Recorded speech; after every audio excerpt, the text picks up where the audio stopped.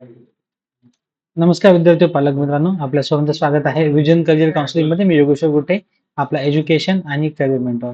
तर JEE session 2 ची correction window बद्दलची नोटीस आलेली आहे. तर ही करेक्शन विंडोची नोटीस अगदी महत्वाची आहे. भारतातील सर्व जेई देणाऱ्या विद्यार्थ्यांनी ह्या करेक्शन विंडो मध्ये काय नेमकं करायचं आहे आणि या करेक्शन विंडो मध्ये काय आपल्याला फायदा करून घ्यायचा आहे, हे सगळं आपण या व्हिडिओ मध्ये पाहणार आहोत. तर चला आपण सर्वात पहिल्यांदा नोटीस बघूया, काय प्रकारची नोटीस आलेली आहे. तर बघा, 21 फेब्रुवारी म्हणजे काल ही नोटीस आलेली आहे की 27 आणि 28 ह्या 2 दिवसामध्ये आपण आपल्या जेई सेशन 2 च्या फॉर्म मध्ये करेक्शन करू शकतो. आता करेक्शन म्हणजे काय करायचंय बघा, त्यांनी काय काय सांगितलंय आपल्याला अनेक्स 1 मध्ये दिलेलं आहे की ज्या विद्यार्थ्यांनी ऑलरेडी फॉर्म भरलेला आहे सेशन 1 चा, ते त्यांचा कोर्स आणि पेपर जर तुम्ही चुकून बीटेकचा पेपर ऐवजी आर्किटेक्चर वगैरे निवडला असेल तर ते तुम्हाला करेक्ट करता येतं. क्वेश्चन पेपरचा medium, state code of validity म्हणजे तुमचं 12वीचं राज्य तुम्हाला बदलता येतं. त्यानंतर एक्झामिनेशनचे सेंटर तुम्हाला बदलायचे असेल तर बदलू शकतात. 10वी किंवा 12वीचे डिटेल्स, जेंडर आणि एक महत्वाचे म्हणजे कॅटेगरी. ही खूप महत्वाची सोय आपल्याला उपलब्ध करून दिलेली आहे, ती म्हणजे कॅटेगरी चेंज करण्याची. तर सगळ्यांनी लक्षात घ्यायचंय, ज्या ज्या विद्यार्थ्यांनी आता चुकून असं केलेलं आहे की तुमच्याकडे कॅटेगरीसाठी तुम्ही कुठल्या तरी पर्टिक्युलर कॅटेगरीमध्ये बिलॉंग करतात, परंतु त्या कॅटेगरीचं सर्टिफिकेट नाहीये म्हणून तुम्ही ओपन मधून फॉर्म भरला. फॉर एक्झाम्पल, तुम्ही ओबीसी मध्ये आहेत पण तुम्ही सेंट्रलचं ओबीसी सर्टिफिकेट नसल्यामुळे तुम्ही चुकून ओपन मध्ये टाकलंय, किंवा तुम्ही मराठा विद्यार्थी आहात पण तुम्ही जनरल मध्ये फॉर्म भरला, ईडब्ल्यूएस मध्ये फॉर्म भरायला पाहिजे. ज्या काही विद्यार्थ्यांनी फॉर्म भरलेला आहे, माझं सगळ्यांना विनंती आहे की तुम्ही मॅक्झिमम विद्यार्थ्यांनी रिझर्व्ह कॅटेगरीतनं जेई मेन्स सेशन 2 द्यायला पाहिजे, जेणेकरून तुम्हाला ऍडव्हान्सला क्वालिफाय करायला इझी पडेल. आता बघा, आपल्याला सर्टिफिकेट ऍक्च्युअल अपलोड करायचं नाहीये किंवा ते व्हेरीफाय पण केलं जाणार नाहीये. सध्या आपण काय करायचंय की सर्व जनरलच्या विद्यार्थ्यांनी आयदर ओबीसीतून किंवा ओपन मधून फॉर्म भरायचा, जेणेकरून त्यांना ऍडव्हान्स देण्याची संधी त्यांना मिळावी. ओके.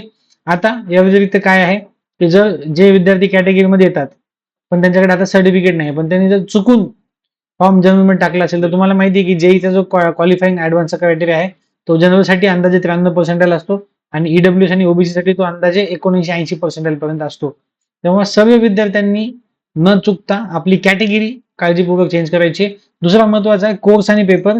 काही विद्यार्थी काय करतात की बीटेकच्या ऐवजी आर्किटेक्चर किंवा दुसरं काहीतरी निवडतात आणि तेव्हा त्यांना काय होतं, आर्किटेक्चरचा पेपर निवडतात आणि मग हॉल तिकीट तुमच्या वेळेवर येत नाही आणि तेव्हा लक्षात येतं की अरे मी बीटेकच्या पेपरला टिक करायला पाहिजे होतं. सगळ्यांनी आपण भरलेलं कन्फर्मेशन पेज नीट वाचायचं आहे. त्याच्यामध्ये जर चुकून तुम्ही पेपर बीटेकचा निवडलेला नसेल तर तुम्ही आवर्जून तुमचा बीटेकचा पेपर निवडायचा आहे आणि कॅटेगरी तुम्ही व्यवस्थित लिहायची आहे.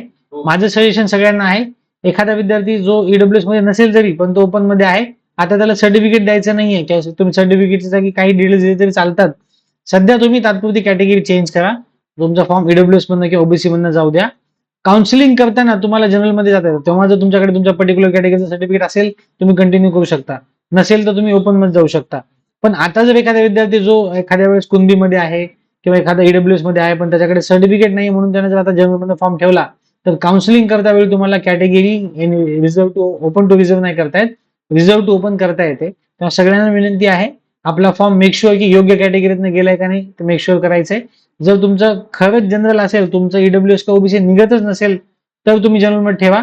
तरी पण जर तुम्हाला ऍडव्हान्स द्यायचे असेल तर बघा, जर तुम्ही एखादा विद्यार्थी जनरल मध्ये आहे आणि त्याचं उत्पन्न थोडं जास्त आहे पण त्याला ऍडव्हान्स द्यायचे असेल, तो आता ईडब्ल्यूएस मध्ये फॉर्म टाकून ऍडव्हान्स देऊ शकतो. ऍडव्हान्स दिल्यानंतर जेव्हा काउन्सिलिंग चालू होते तर तुमच्याकडे जर रिझर्व्ह कॅटेगरीचं सर्टिफिकेट नसेल तर तुमचा ऍडव्हान्सचा निकाल कॅन्सल होतो. पण बघा, निकाल कॅन्सल होणं वेगळं, तुम्हाला मेनचा निकाल पुढची काउन्सिलिंग करता येते आणि तुमची ऍडव्हान्सची एक्झाम झालेली असते. तर ऍडव्हान्स द्यायचा चान्स जर तुम्हाला घ्यायचा असेल तर सगळ्या विद्यार्थ्यांना विनंती आहे की त्यांनी रिझर्व्ह कॅटेगरीचा फॉर्म ठेवा.